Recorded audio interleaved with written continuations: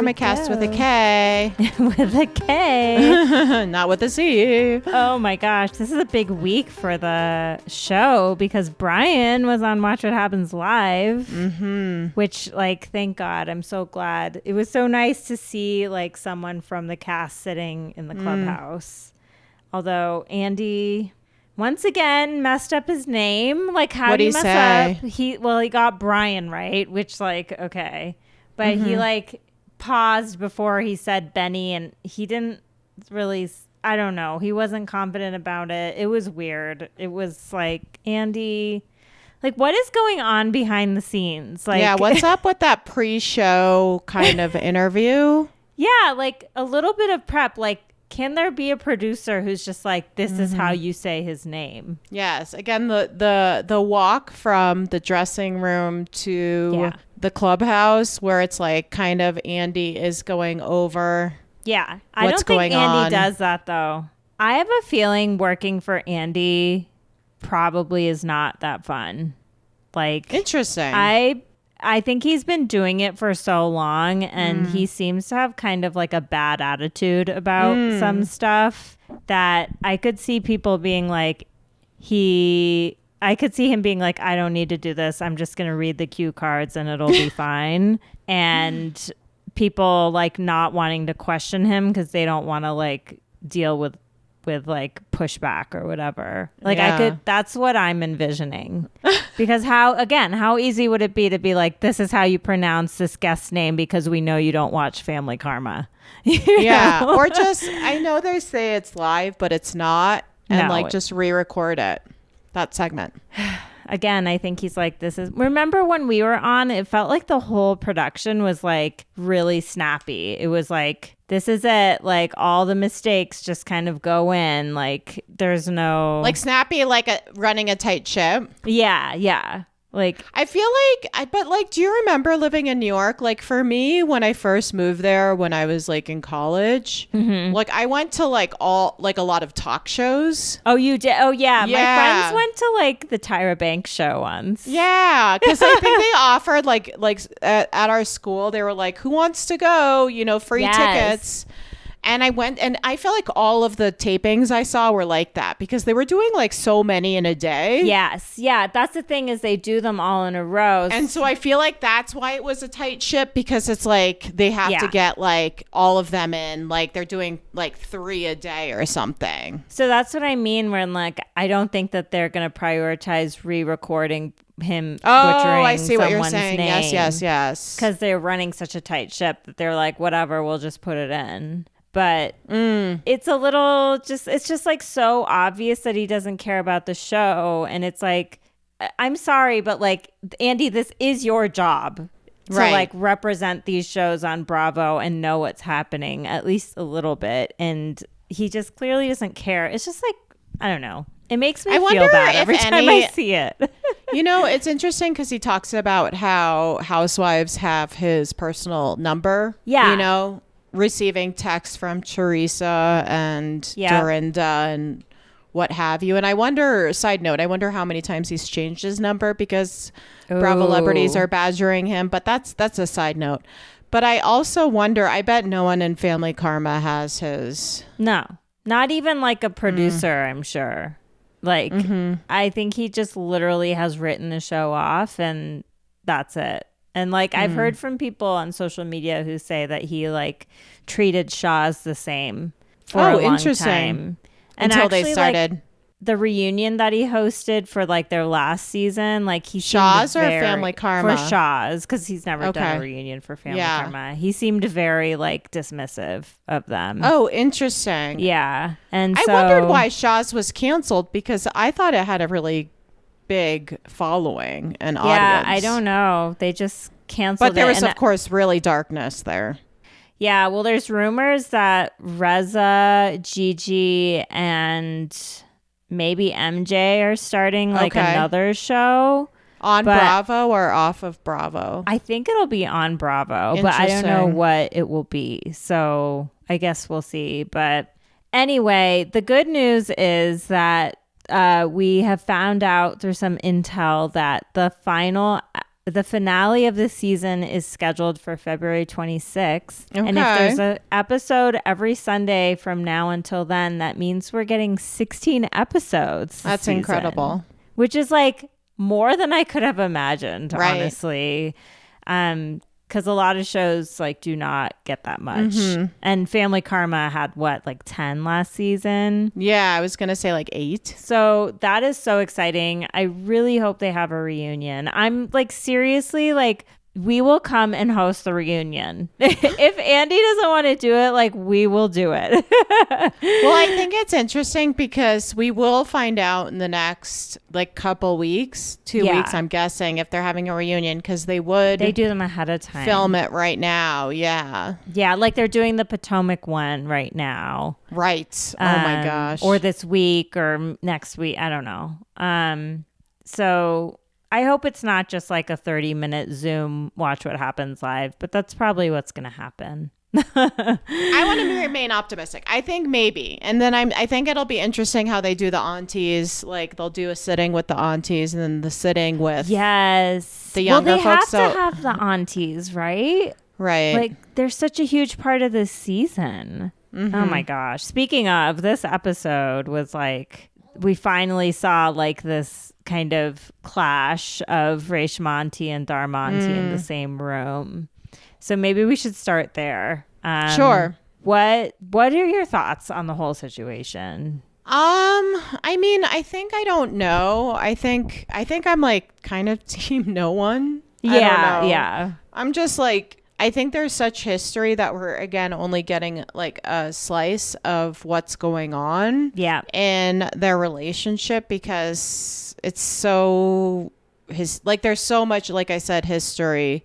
So I don't know. I think when Rishma auntie came in and didn't hug Dharma auntie and hugged everyone else, that's not right. No. But in the same sense, if I heard someone was talking about me behind my back through my kids, I'm not sure I would immediately go up and hug them. Yeah, totally. I mean, I think as I watch it, I'm just like, clearly like whatever's going on between them, like, oh, you didn't say hi to me at the wedding, oh, you didn't hug me, oh, you talked behind my back. I'm like, all of this stuff seems very inconsequential. I think these two women just really don't like each other. Like they really feel like the other is like not their person and they're just not into it. And it's like these surface level things that are coming up are like excuses to not like each other. But at the end of the day, it's like they're just oil and water. They just don't get along. Yeah. And Bravo kind of thrives on that kind of drama that of two people that just don't get along and might never get along.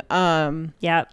I mean, it's just, I don't know. There's people that we all have like that we're not crazy about in friend circles, or we're closer to others. And I think you're right. I think that's what we're seeing. Yeah. And I think it's just like, it is interesting. Someone DM'd me and was like, they're South Asian too. And they were like, yeah, I've seen this exact thing happen in my like parents' auntie and uncle group. Like one woman like didn't hug another woman at a gathering and has held it against her for 15 years and they're still not friends.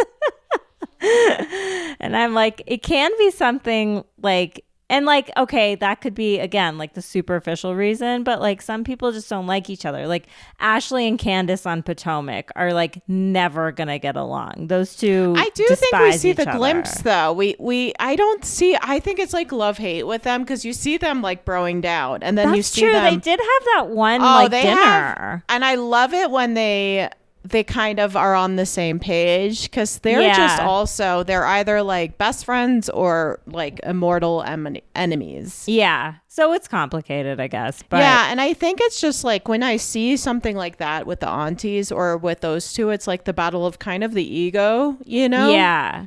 I thought it was tough to see. No, sorry. Go ahead. What were you saying? No. That's it.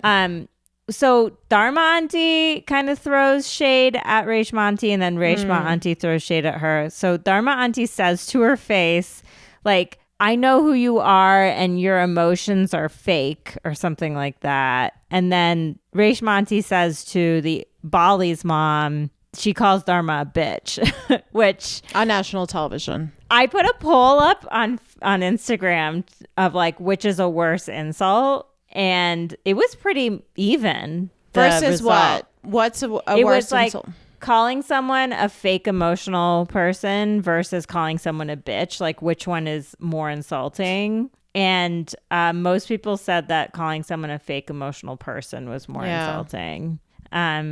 Which like I can see, except it was pretty tight. It was like 51% to like 49% or something. So, but people are like on one side or the other. And I think I'm like you. I feel like both people are not on their best behavior here, and they just don't like each other. Like, and they're never going to see eye to eye. And Dharma Auntie was at Watch What Happens Live in the audience, and Andy asks her, like, are you in touch with her? Are you friends with her? And Dharma Auntie throws the shadiest shade. She goes, I know of her. I know about her. Like like a total, like a I don't know her vibe. Like Mariah. Yeah, like Mariah.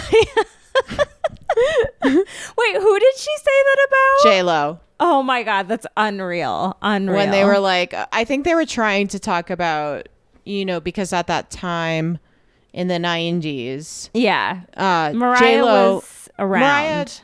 Mariah has a voice, and Mariah's always said, I sing my songs, I write my songs, I have complete control. And, we've heard from people have come out and said that Aaliyah has sung J-Lo's parts in songs when J-Lo was unable. So I think that, I think people forget there was a time where J-Lo was definitely a pop culture icon in the 90s, but she wasn't so well known for her singing. And so to compare Mariah and J-Lo, Mariah just took so much offense. Yeah.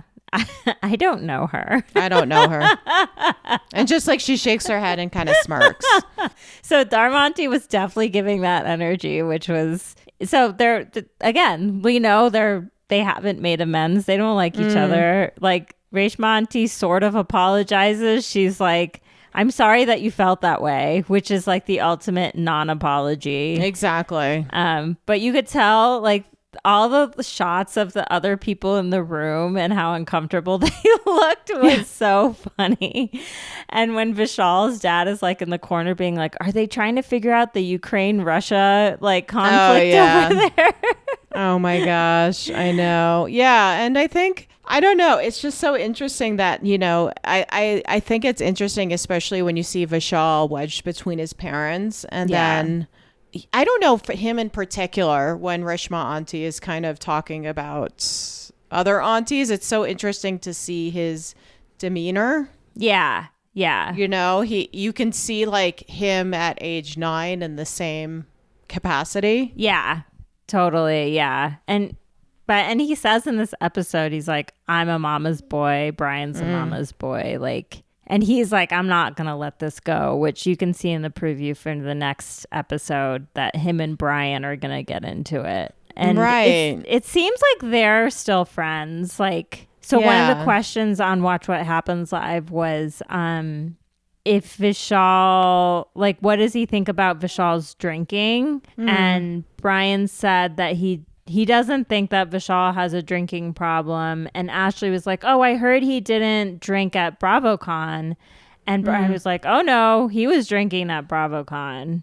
Oh, wow. And so, which is like, I recall seeing pictures of Vishal and thinking like, I'm pretty sure that's an alcoholic drink in his hand. But I mean, you never really know. But it kind of confirmed that like, yes, Vishal has been drinking in the recent future, at least since the show aired. So I was really proud that Vishal brought up couples therapy. Yes. Yeah. I thought that was huge. I advocate for all couples to go to couples therapy. And yeah, I think it's like with his healing journey. And again, we're all on our different healing journeys, no matter where you think you are in life. I thought that was really emotionally mature and taking care of all aspects of his life. A lot of people are like hating on Richa online, being like, oh, she's so cold and blah, blah, blah. And I'm like, she was just like listening and processing what he was saying. And she was like, yeah, that sounds good. Like, let's do it. She was open to it. I did think it was interesting when he was in the confessionals, like, you could also go to therapy. Right. And she was like, oh, I know all of my flaws. Like, I don't need to. She didn't say I don't need to go, but she said, like, I know all of my flaws. And I was like, Richa, like, anyone who thinks that, like, that's just what therapy is about is, like, processing your flaws. Like, it's really not. It's about, like, processing, like, everything in your life. And I always say to people, it's like, you get 1 hour. Yeah. You can go in there and talk about the news. Like, you know what I mean? Mm-hmm. And no one needs anything from you in that 1 hour. That is your time to do whatever you want. I mean, hopefully if you have a good therapist, they're going to get you on track for, like, therapy goals. But I don't know. Again, like, I'm getting my master's in clinical mental health. I'll be a therapist. I'm doing practicum in, like, 4 months. Yeah. But, like, I think everyone needs therapy, especially now. Oh my gosh. Yeah. It's just, there's a reason why, like, therapy, like, has saved people's lives. Yeah. And saved marriages and broke people up and all these things, because there's only so much I think a human can do on a surface level. And when you have someone on your mental health journey with you that they're just advocating for you and for you to move forward in a positive direction, because no matter what you say, like, there's almost no one, like, not everyone has an agenda, but, like, people in your day-to-day life, everyone needs something from you. And your therapist does not need if you have a good therapist, your therapist does not need anything from you.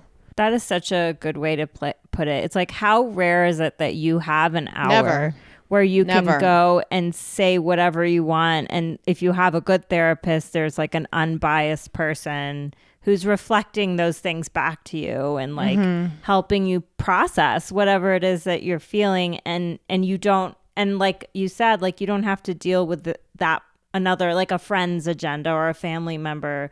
It's like someone who's separate from all of that. It's like, really, you can come freeing. with your authentic, like they accept you as your authentic. If you have a good therapist, they accept you as your authentic self. No questions asked. And they're willing to work with that authentic self to reach goals that you have that will benefit your life for the better. Yeah. And it sounds like Vishal has done personal therapy. It's incredible. And, there's the couples therapy. And, I hope Richa goes to therapy just for herself. Like, it's a gift you can give yourself if you can afford it. And luckily there are a lot of, like, mental health assistance programs now to help pay for these types of services. So I wish I, like, had some resources, but absolutely they can DM me on Twitter. I have a bunch of resources. Awesome. Because I obviously therapy can cost a lot of money, but again, there's a lot of community resources, like you said, and that where, people either they just want to do community mental health, or where therapists have to, like, cut their teeth to get hours to, and they work in these places where you pay either on a sliding scale or you don't have to pay at all.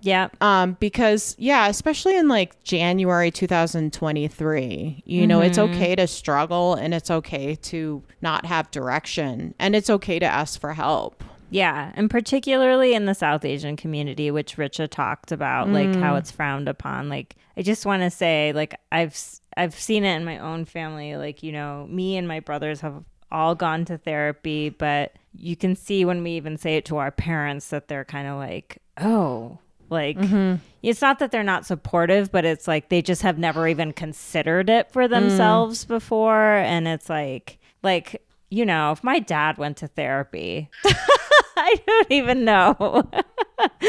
But like, he never will, if he does, I'll be thrilled, but I don't think he ever will. And so there is a huge stigma in the South Asian community, and anyone who's in the South Asian community who's listening to this, who's never tried it, and you think it's not good, or it means there's something wrong with you or whatever, that's absolutely not true. And it can really help. And everyone can benefit from therapy, 100%. Here, let me get so this kudos baby. to Vishal. And it's hard because, I think that's the thing where we talked about the stigma of drinking and saying, I think I'm an alcoholic.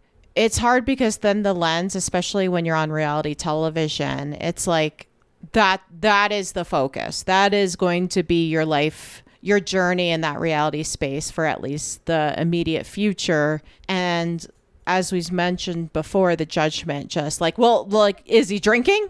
Was he drinking at BravoCon? And I don't think Ashley was coming from an evil place. It's pure curiosity, because that's what we would all want to know. It was, well, was Vishal drinking at BravoCon? Because from what we know as Bravo fans, is BravoCon is a huge party. Huge party. Oh my God. All the pictures were just people partying, basically. And I'm guessing it just fuels a lot of emotions. And I'm guessing that's why Joe Gorga and Jennifer got into that sloppy mess. And, yeah. And again, that's what Bravo loves, because, once the alcohol gets flowing on these shows, which I think we're going to see in Vanderpump, like we talked about, that's when the drama kind of kicks up. And they talked about on the ex-housewives girls trip just like how much they were drinking, and some of them would be like, I need like a morning off. Because if you think about it, a morning in girls trip, you have 10 days. You have 10 days to get all that footage. And so it's they folks that drink, they're gonna, not saying they're going to, but there's a tendency to drink a lot because the comfort in front of the camera, the comfort around people you don't know, people you do know. And, I have to bring my A game. And a lot of these Bravo celebrities, the A game is fueled by alcohol. Yep. Absolutely. That's my episode. Yeah. Back to Ashley even mentioning that, though. What was really nice to see on Watch What Happens Live is that Ashley clearly watches Family Karma. Like, she knew who everyone was. She was like, oh, I love Dharma. Like, all this stuff. Like, she was like engaged more than Andy was. And I was like, well, at least someone is, It's like her and Heather. Yeah, totally. Okay, so some other stuff from the episode. Amrit and Vishal get bro talks together. Yes, and I think that we've seen like Vanderpump guys have gone out and gotten it. I thought Jax and his nose jobs and 2 nose jobs. Well, I think I love one of my favorite tropes. My favorite Bravo tropes is a dermatologist visit. Yes. I love it. And the pre-prep visit. For like just what you're gonna get. Like, I loved my favorite Kyle and Vanderpump moments were of them going to the dermatologist and talking about or getting different stuff done, or Taylor Armstrong, getting it, and she goes, does this make me look pretty, which is so iconic. Oh my gosh. And Adrian's husband was doing it. Yes. Too. Yes. And like just the whole like the husbands being the surgeons and the whole ecosystem around like beauty and all of that on Bravo it's definitely. I just missed all that for some reason. My cord. Sorry. I think I knew what you said though. Yeah, just like the whole beauty ecosystem on Bravo is like it's a whole thing, and like and you see like how it's affected the Family Karma people too. Like they are getting stuff done, and it's visible. For sure. Yeah. On this week's Bitch Sesh, they did a whole kind of little segment. It wasn't like a prepared segment, but they talked about the Brazilian butt lifts. Oh, yeah. And those happening especially they were talking about Miami, but just, that is something that is also very prevalent, which we've not really seen someone go in for that I remember. But, that's a big surgery. I mean, sitting down and all that kind of stuff is painful, and that's the type of surgery that would like scare me, really scare me to actually have that. I think any of that would, like, honestly, even getting a Botox injection would scare me, but yeah, I mean, and Amrit talks about how like Indian men often have like really flat butts. And right. Yeah, and they live in Miami, where like the butt lift is there. So the butt lift is there, and I think in the gay community, there's so much chit chatter about what your body looks like. Of course, in all communities in general, but there is this ideal of just like a six pack and firm butts, and I don't know, I don't want to speak for them, but like my friend advocates against all that kind of stuff because these unrealistic expectations. Last time I was in Miami, I went there a couple years ago, and you do like, I mean, compared to Boulder, where it's like people walk around in like old sweatshirts and not really caring much about that. Well, they do get a lot of work done, but it's not talked about. It was very prevalent and I like it. I love it. It feels like go girl, go boy, go whatever. Yep. So they do that. And Amrit talks about how like the wedding planning has been stressful because their wedding is going to be different, like the traditional aspects in an Indian wedding that are like groom and bride stuff. It's now like, well, who does this because there's two grooms and things like that. And he's just reminded that everything is going to be different and how that's been hard. And then we see later Nicholas, the scene of him like cooking with Lavina Auntie is just, it's heartbreaking. It's so sweet, like to see them connecting the way that they do. And then so hard to see clearly how hard it is for Nicholas to kind of like reckon with the fact that his parents won't walk him down the aisle. They won't be up on the mandap, like the ceremony area with him. It seemed to me like they're uncomfortable with being filmed. Yeah. Is that what you got? I think there's so many layers to take in on that. Yeah. It's filmed. It is a new experience for them in general, let alone them being filmed. And I think it's really complicated, and I think, like he says, he talks to his mom every day. Yeah. Oh, and he's so close with his parents. Yeah, I think that's really sweet. And I think they're the parents are juggling so much and he's juggling so much. And I do give the parents kudos for going down there and being a part of the ceremony, because I think that's huge, especially learning more about how against his section of Christianity that is. Oh yeah, the evangelicals in America are responsible for they're responsible for Roe being taken down. They're responsible for all anti-gay legislation. Like, it's really been pushed by the evangelical faction in America. Like when we say like church and state are separate in America, that's absolutely not true. It's absolutely not true. No. I mean, it appears that they're learning along the way. Yeah. And trying to be as flexible as they can of like how ingrained their religion is in them. And he's trying, I don't want to say he's doing a good job understanding, but the way he talks about it, he sounds hurt. Yeah. And at the same time, I don't want to say strong, because people shouldn't have to go through something that terrible to be strong, but just his insight on it is really interesting. And I think we all have that too, not that particular, but you understand how your parents are and how they were raised, and something that is outside of their comfort zone. And something that really struck me was when he was talking about how he came out to his parents twice.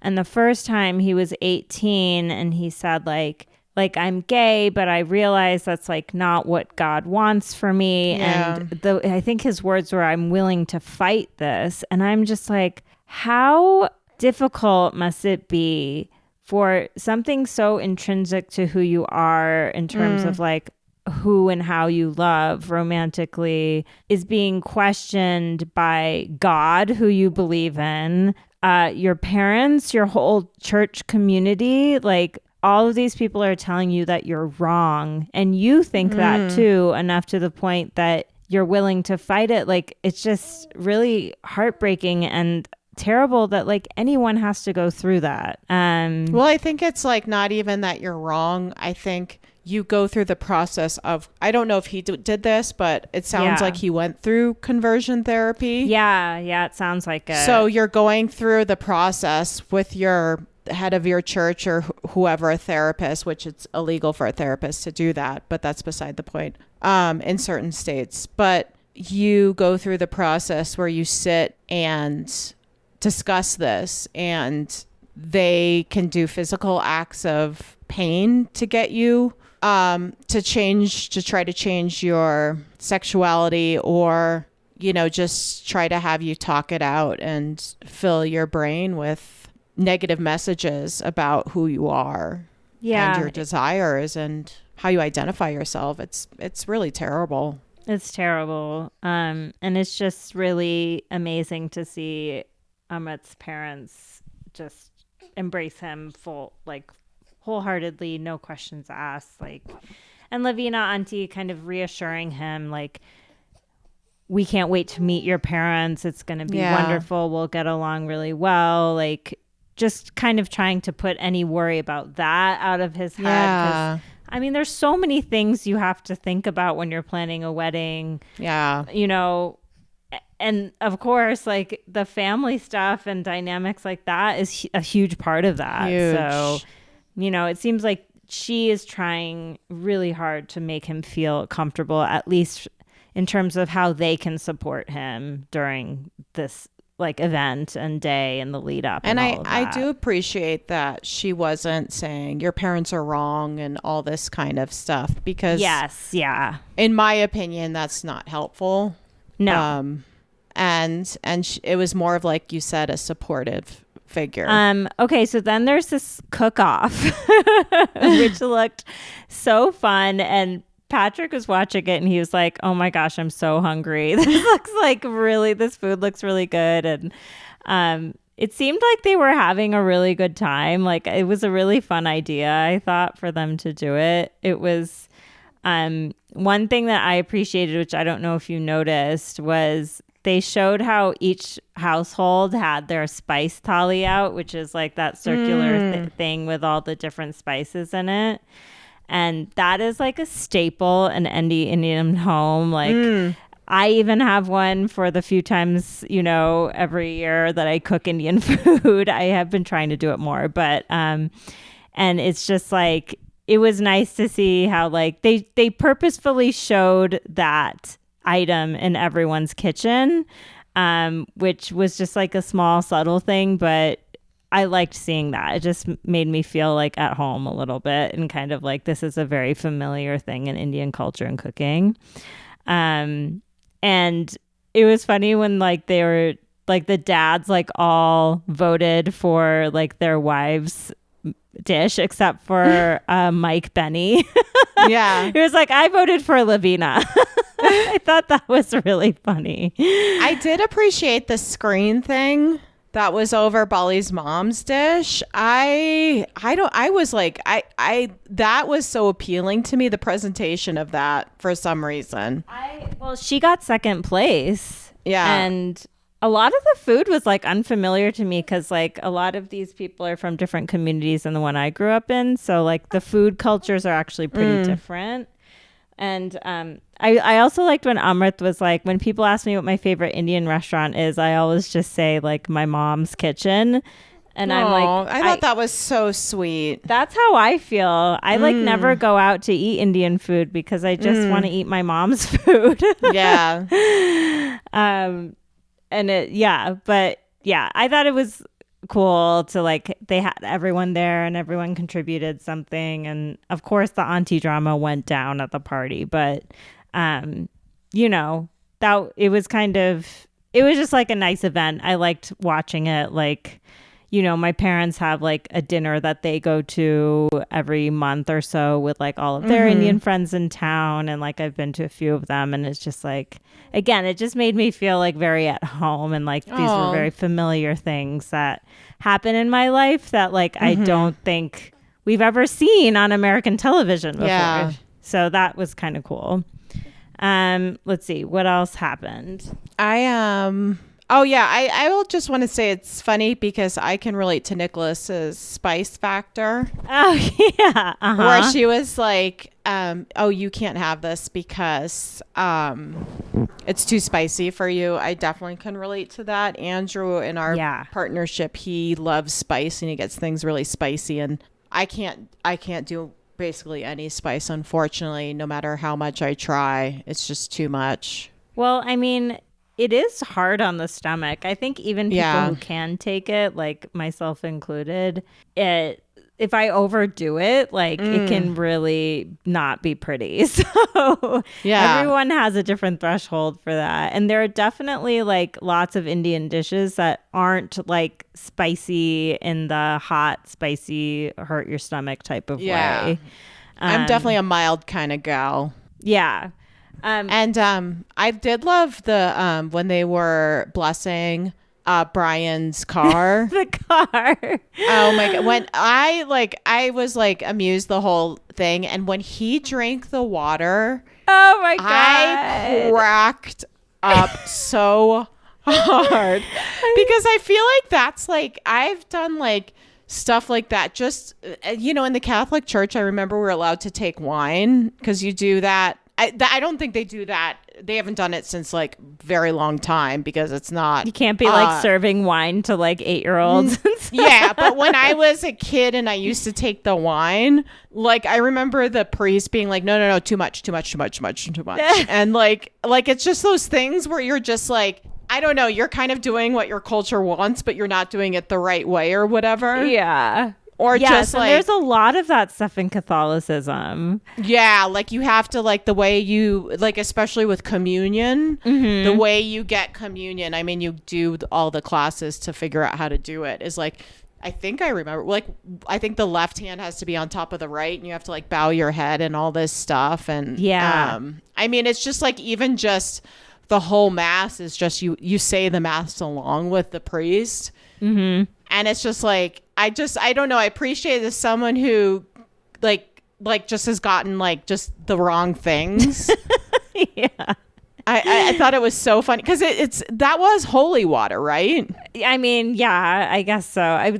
There's so many things in Hinduism, all these symbolic things and stuff that like I can totally relate to Brian just like really not knowing what like any what? of them are. Huh? Yeah. Like, okay, whatever. And sometimes I feel bad because like my mom, like, there's certain things that she does that she's just done for me my whole life. And I'm like, oh, are these going to get lost like when she's gone? And like cultural traditions? Yeah, like in the Valley, for instance, like there's a certain way to kind of do the puja, like the religious ceremony. And she always just does it. And like she has all the stuff and she like knows the order and she knows all the stuff. And like I've just never really taken notes. And like, to be really honest, like I don't really care that much about it. But I also like appreciate the pageantry of it, for lack of a better word. Yeah, and like would like to be able to keep doing that when my mom is gone, but I've also not made the effort to learn it. I think that's the interesting thing about having kids too, is you realize like how much do you want, like for me, I realized how much culture there was like with just, I think my cousin Mary might be able to explain it too. It's just like how much Italian culture there was growing up, and like being in the Midwest, I don't know if you feel that way, where it's like in Boulder where it's cultureless. Yeah. And there's mountain culture, but like in the East Coast, at least, you're like, oh, what are you? And it's like, oh, I'm blah, blah, blah. And culture, I think, is so at the forefront of identity. Whereas here, it's not, not so much. It's like, oh, are you going mountain biking today? Are you going running? Are you going hiking? Yeah, which, as you said, is a culture in and of itself, but it's a different kind. Yeah. And for me, it's sad because it's not sad, but I'm really working on just with my kids of like, because I do feel really Italian, of just being like, okay, like not necessarily religious traditions, but these are like Italian traditions and foods and whatever that. But then you have to be on top of the ball for it, because if you drop the ball, then it's like, they're eating McDonald's and not, you know what I mean? Yeah. I mean, I think one of the ways that I'm trying to work on it, and my kids are younger than yours, so I'm sort of like at the beginning of this journey, I think, is like trying to figure out like what are the things that I can do that may not be exactly the same way my mom did them, but like are still like symbols of like Indian culture and that side of his heritage that we can like do as a family going forward, that like I can actually do them instead of just like shutting down and not doing anything. Do you know what I mean? Like and it's also, I think, I don't know if you feel that way, but there's so much things where culturally you grow up and you feel like you're forced to do it and you're like, oh, we're doing like the 7 fishes again on Christmas, like as an Italian. What does that mean? Can someone tell me what the 7 fishes mean? People are going to be like shaking their heads listening. I mean, from what I understand and what I've done is like you do 7 fishes. And that's just what you do? Yeah. And like that's what we've done before, at least a Christmas or 2, I remember.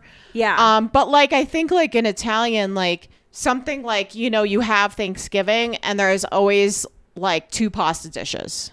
You know what I mean? Just something like that. That's not at 7 fishes, but yeah. And it's like, it's so hard because when you're raising children and you were so ingrained in a culture where it's like you don't have that community, or at least I don't. Yeah. You feel like you're just like pulling the load like 1,000 times. Yes. Do you know what I mean? Yeah. And especially when I was just like, oh, I don't want to do this. I'm so sick of this, you know, as being an Italian and doing these Italian traditions. Then you look back and you're like, oh, fuck. Like, how am I going to do that? Yeah. Yeah. Totally. Yeah. It's interesting. Because you take like advantage. You're so used to it or something. Yeah. No, I mean, I think it's like even more kind of present for me because my mother lives in the same town that I live in. Oh, so you can do it. Like with her. she can still do it all for me. So I'm like, oh, it's just like even more delay as I like start my own family of like not having to do these things. And it's interesting how we reframe them too, right? Because like when I was a kid, like you're saying, it's like a lot of this stuff felt like, oh, do we have to do that? I know. And now I'm like, oh my God, I'm going to lose all of this. I know. And then it's like you think about it, especially being in America, it's generations and generations and generations and generations. And, you know, you're going into the BC of... Yeah. If you use that calendar of like, this is the way it was done and passed down from family members and we're fucking it up or something. Yeah. And then I also have this whole thing where I'm like, does anything really matter? Yeah, I know. You know? Does it? You know, does it? Or just like, is this just the human race? Yeah, exactly. And like, and I think we all need to kind of give ourselves a break, or I'm just saying this 100%. To myself. Is like, what are the traditions that I want to do with my family that like I can do, you know, that aren't... Like I think about like my family never went for a hike in their life. Yeah. Like I'm not saying we're big hikers. I hike like almost, I go out on a trail almost every day, but like my parents didn't do anything like that. Totally. As a family especially, or... I don't know, sitting down and having eye-to-eye contact of how was your day? No, really tell me what's going on. I'm here willing and open to listen to it. Like, that's a great tradition. Yes, absolutely. It's also like, yeah, sometimes we hold on to things just because they're familiar, but they're not actually good for us.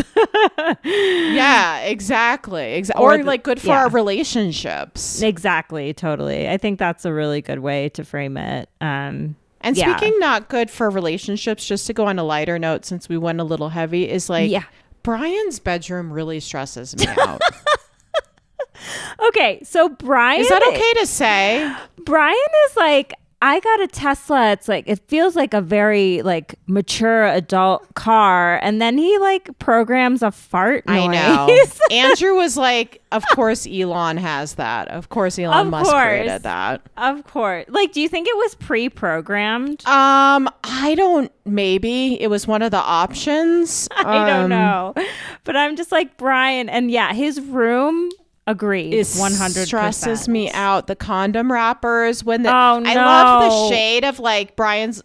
Someone said, "Is your room cleaned?" Yeah, and then it was the his big mom. red X. The ex. Like, that is so shady. I know. I mean, Brian is just like, it's so funny because like they're like clearly showing him being like immature in all these ways, but like even on Watch What Happens Live, like, so he has, for those of you who didn't watch, is he moved?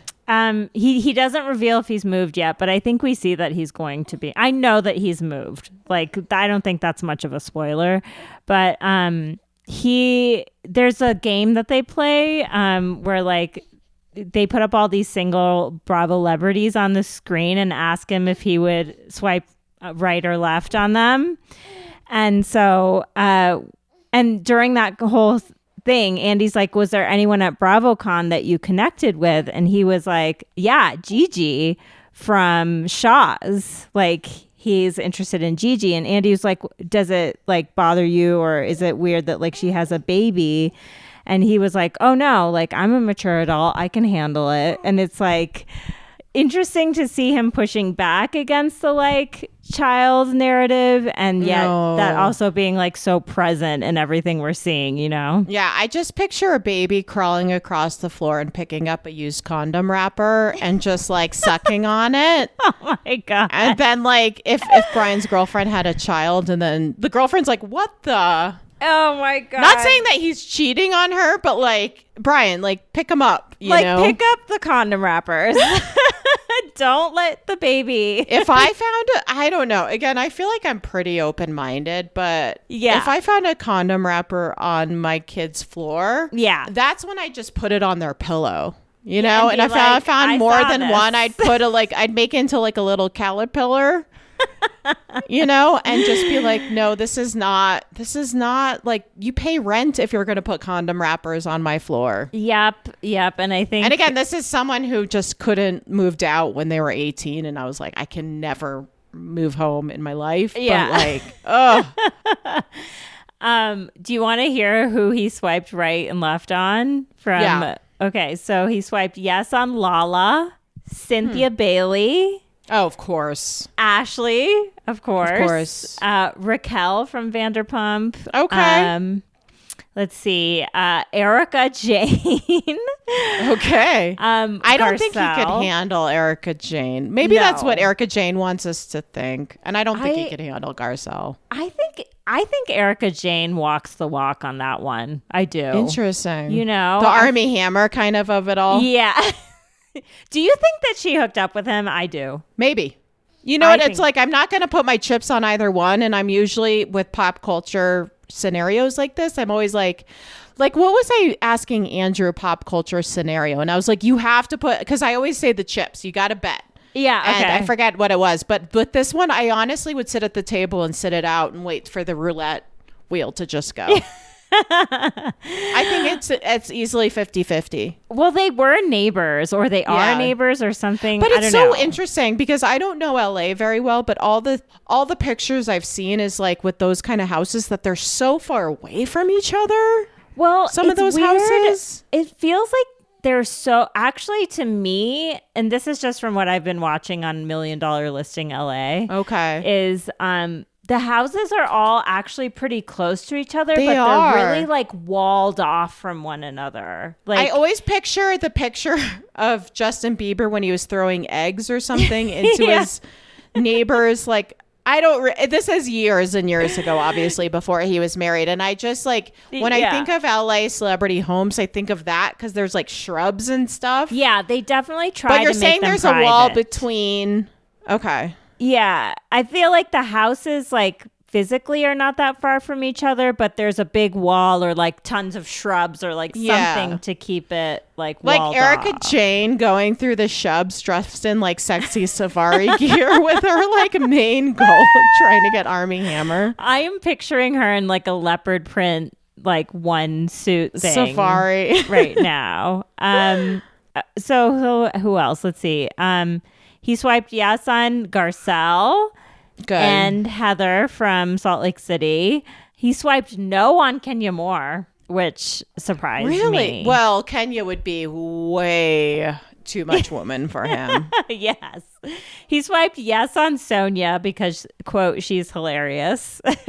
She swiped no on Kenya and yes on Sonia. Okay. Yeah, I mean, I think at this point it was just like a whatever. And he swiped no on Luann because Ashley said that she would eat him alive. Yes. And I think that's probably true. Yeah. So yeah, anyway, that was just a little side thing. But yeah, Brian, the Tesla, the whole thing, like he said he's a car guy, which I feel like there's so much like bachelorness in Brian, you know, like just the way he lives his life. He's just a bachelor. And I think we do see him move into his own apartment, and I'm just curious to kind of see what that looks like for him, because it's actually like a big deal to be like moving out of your parents' house when you've been living like that, and your mom's been doing everything for you. Oh my gosh. At age 30, whatever. Yeah, I remember like the first week of college when you see all the kids like trying to figure out laundry and stuff in the laundry room. It's so amusing. And then my sister went to a school where they did your laundry. Isn't that wild? Yeah. Oh my, are you kidding? Yeah, like they you have just laundry service. Yep. Whoa. That is amazing. But also I think it is like a rite of passage to like fumble around in the laundry room and try and figure it out. So yeah, that was interesting. Let's see what else happened in this. Oh, they saw Vishal and Richa moving in together, and I just have to say the part of them building the bed in their room, like the building furniture thing is something. Oh, it's a true test. And you know moving is a true test of like a relationship. It's a lot. It's so stressful, and you're so tired and you just want a bed to sleep on, and then you have to build it. Yeah. I have some tips for people though, because me and Patrick are actually really good at this. And I think what the secret to our success is Patrick executes and I like plan it out. So like I'm the one with the directions with all the little pieces, and I'm like, as he's working on something, I'm looking on to the next thing for like what he needs to do. Yeah. So that he can just like do it and I like know, and then I'm kind of have the bird's eye view of how it all fits together. Very cool. Yeah. So that's a recommendation I have for anyone out there who is about to build a piece of furniture with someone. Oh my gosh. Yeah. And split the responsibilities. I just still don't understand how they brought furniture up those stairs in Nicholas and Amrit's apartment. I know, right? Like those are maybe they like airlifted it through a window or something. So wild. Yeah. I mean, you see people like moving upright pianos like from apartments in New York City. Like they literally get cranes. I've looked at apartments like that have had like, I think I've looked at 2 apartments that have had that, and I was like, I will kill myself. Yeah, it's I think you have to get like a crane to take it out. Yeah, like in some cases. I just don't trust myself around those kind of stairs. There's no way. No. I even like not taking furniture up and down, like taking a baby up and down those stairs would be terrifying to me. So we'll see. I think that's it for the episode. Was there anything else that I missed? That's it. I just want to plug, we're going to start our Patreon up again. And if you've gotten to this point, hopefully you do not mind us talking about stuff about people we don't know. Okay. And on Patreon, we're going to talk a lot about people we don't know in pop culture. This week, we're going to release just a clip of, it's a whole episode of our new Patreon about talking about things like Britney Spears. We dip into the Golden Globes. We talk about especially the Vanderpump trailer, and we both agree that we are going to fully absorb ourselves in Vanderpump, which we'll cover on Patreon. And so if you like for what you're hearing, it's $3 a month. We'll get you all the extra content 4 episodes a month. So just subscribe at patreon.com/Family Karma Cast with a K. Yeah. And the new tiers and the whole structure will be up later this week. So if you're not seeing it right away, it'll be up later this week or next week. So we'll talk about it more next episode. But basically, we're bringing back our Thirsty 30 episodes for anyone who has listened to us before. We talk about all things pop culture. And yeah, and we also gave like some recommendations of things that we've been watching other than Bravo on there. I did want to just say a couple more things from Brian's Watch What Happens Live, just so that it's in here. He did not, he was asked if he thinks Rishi cheated. He said no. Another thing that was kind of surprising was Andy was like, how long do you give Vishal and Richa's relationship? And Brian said, I give it another year for them to figure things out. He seemed to be hinting that like there's some trouble going on. But what I see on social media, like they are going on like these epic trips together. Like they seem fine to me. I mean, we all know social media is like a facade and not real. So maybe there's other stuff going on. But that was sort of an interesting answer that he gave, I thought. And he, on the after show, he said that at BravoCon, one of the people he hit it off with was Luke, which was interesting because Ashley was sitting there and that's who Ashley was dating and they just broke up. And he calls Anisha his best friend. Oh, wow. Which I was surprised to hear him say that because I thought Monica was the best friend. But maybe Anisha is now. Or maybe he has many best friends, which a lot of people do. So anyway, that was, I just wanted to make sure I got that in because we're so happy Brian was on Watch What Happens Live. Keep it going. Keep it going. Thank you all for listening. Thank you for the reviews. I want to put a plug out there for people to please review us if you haven't already. Just hit 5 stars, or if you want to write something, that's really awesome. Yes, 5 stars. One of the ways that like, I don't know, the word on the street in the podcast world is reviews and ratings really help your podcast get distributed in more places and people find out about it. So spread the word. Apparently people were mentioning our podcast on like a Family Karma Reddit thread recently. Incredible. So welcome. Like keep it up, the new spread the word. You know, stay tuned for more on the Patreon, which we're starting up again. And yeah, just thank you all for supporting us. We appreciate it. And I guess that's it. So namaste, bitches.